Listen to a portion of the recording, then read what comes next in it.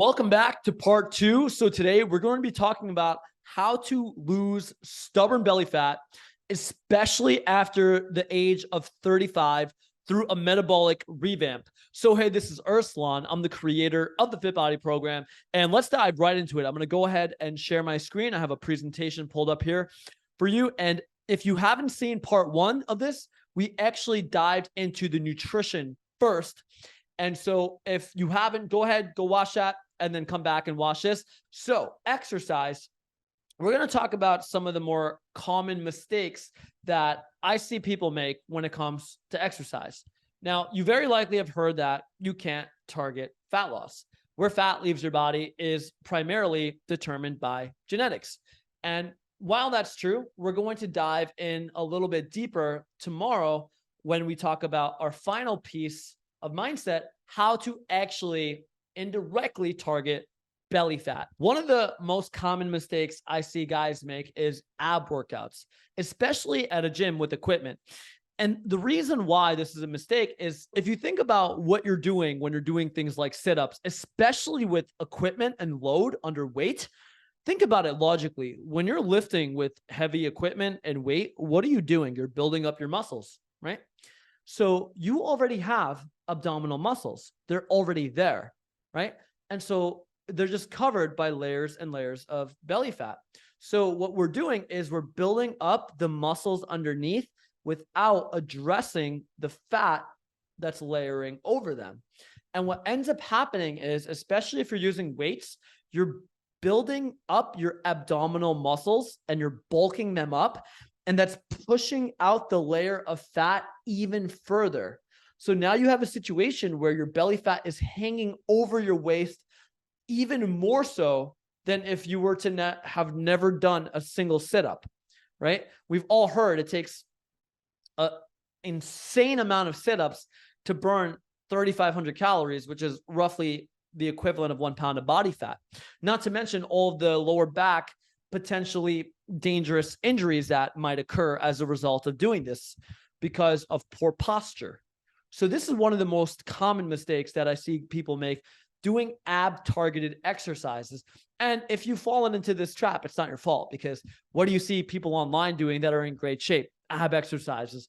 Why do they do it? Well, because it attracts a lot of eyeballs, right? And so it's just the nature of social media.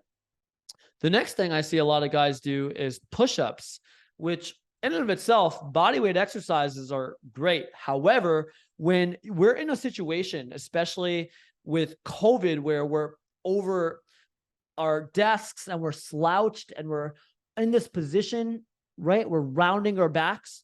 Well, the last thing we want to do is get even tighter in that position.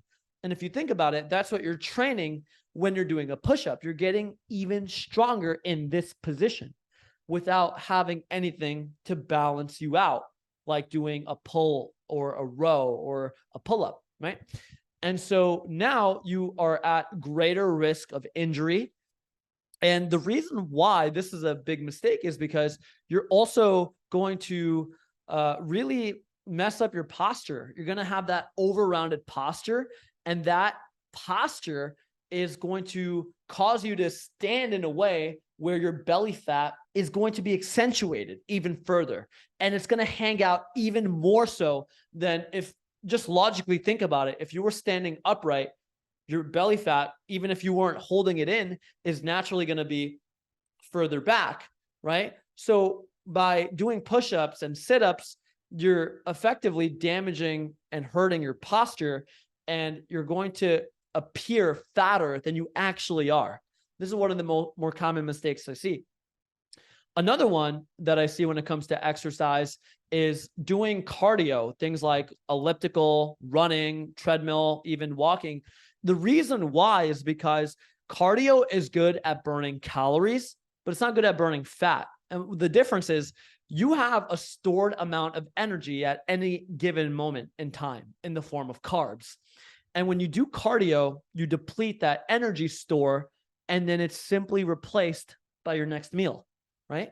So this is why you see marathon runners look emaciated and very unhealthy, skinny fat at best, Whereas you see somebody that lifts weights, that does metabolic boosting exercises such as sprinting and fast hit training, which we're going to talk more about, you'll see them, they look healthy. They look like they have a good amount of muscle, and all their blood markers are very healthy as well. In fact, if you look up the heart rate of a marathon runner, it's oftentimes, unfortunately, dangerously low for a lot of these marathon runners. And unfortunately, a lot of them are not healthy, right? We think of people that do extreme sports such as biking and marathons and ultra marathons and Ironmans.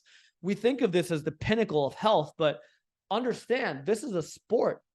And oftentimes when you are training for a sport, that is not always aligned with optimal health, longevity, and even physical appearance as well. Our goal is, obviously, we're not trying to look like Arnold Schwarzenegger, like bodybuilders, but we want to look healthy.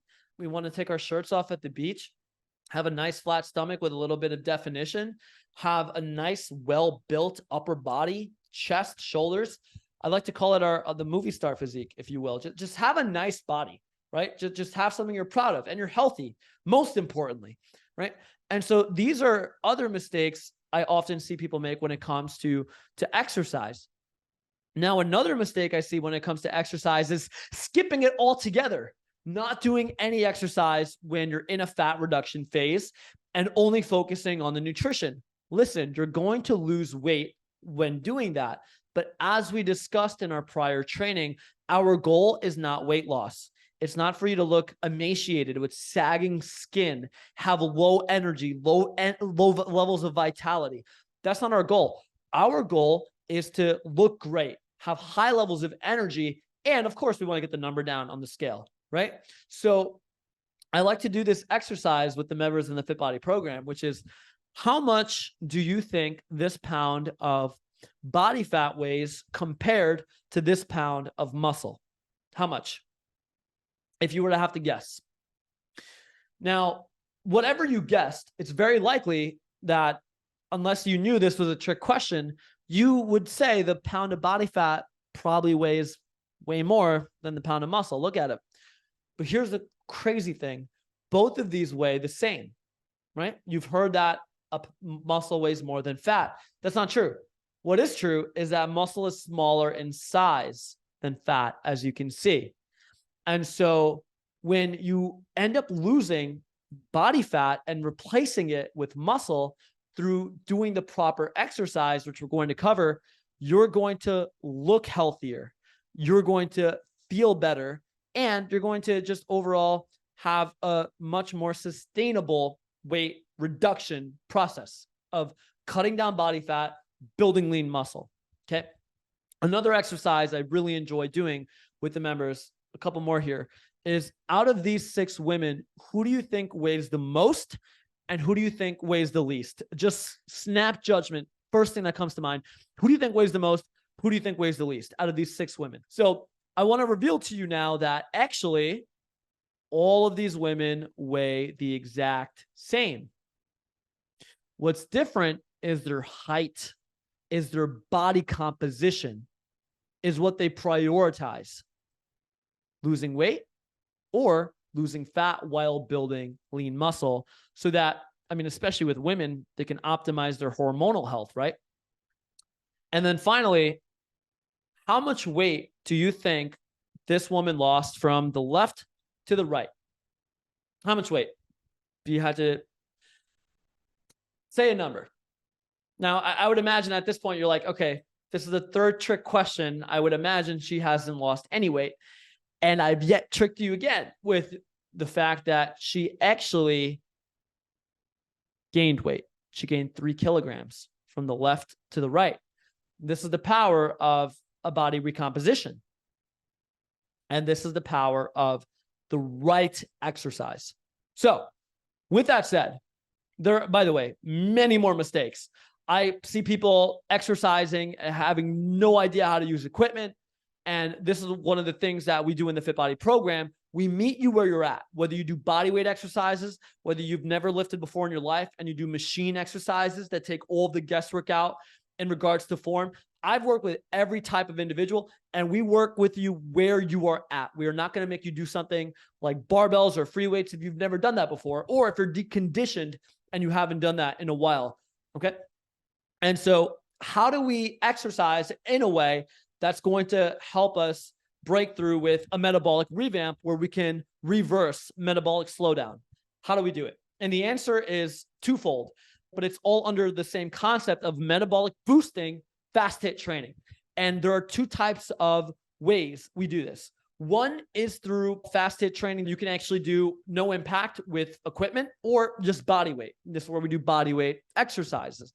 The second portion of this fast hit training involves weightlifting. Now, this you can do at home with equipment. You can use your body weight for this. You can use machines for this, which is often what most of the members in the Fit Body program use, where we tell you how much weight to lift, how many repetitions to do, how to progress the weight, how long to rest, how many sets, how many reps. Everything is taken care of for you. Plus, then we're guiding you week over week how to continuously make progress. We're changing up the routines. That way your body is not adapting. And that way we're continuing to see progress week over week. And so that you have several different routines to go through. That way you never get bored. Same thing with the nutrition. You have different menu options. That way you have the variety and the simplicity needed to create a lasting lifestyle change. So here's the science around the fast hit training, whether you're doing it with machines, with equipment, or without equipment. When you do, let's say, a 15-minute fast hit training session, you can burn 100 calories. But that's not where the magic of this is. The magic of this is the after burn effect, where you continuously burn calories for up to 24 hours after you're done. And so let's say you burn 100 calories from a 15-minute fast hit training session, you can residually burn an additional 300 to 400 extra calories because of something known as EPOC, excess post oxygen consumption. You ever get winded when you're doing a workout? Well, that's like oxygen debt. The more you create of that, the more your body burns to help you reestablish homeostasis back to baseline. You burn a crap ton of calories in doing so, right? And so this afterburn effect is the magic behind the metabolic boosting fast hit training, along with the proper type of exercise with lifting, whether it's with equipment, body weight, at home, at a gym. That's going to help you repair your metabolism as well.